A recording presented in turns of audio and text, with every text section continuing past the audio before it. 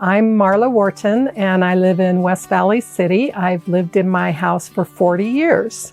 I went solar quite a while ago. It was like 10 years ago. A friend had gotten solar and then referred me to a company, and they came out and it sounded like a great thing. Just in talking to him, I felt comfortable in that it was a company that would do well. He was very forthcoming with information of how it would work, how long it would take. It actually took a lot less time than what they had told me it would.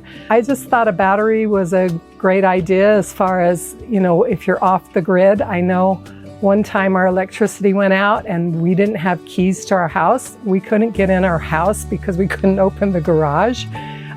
That's something you don't have to worry about then. I pay $13 a month for a connection, and so it just seemed like a really good investment because you never know if things are going to go up, especially as I was nearing retirement, and now I don't have to ever worry about it.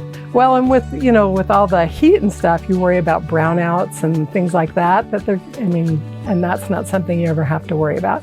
And, I think we haven't had a ton of power outages, but when you have a power outage, it's disruptive. We've thrown stuff away from our freezer. It gets to be expensive that way, but now I just never have to worry about it. We won't be locked out of our house because we can always get into our garage. And not having an electric bill is kind of nice.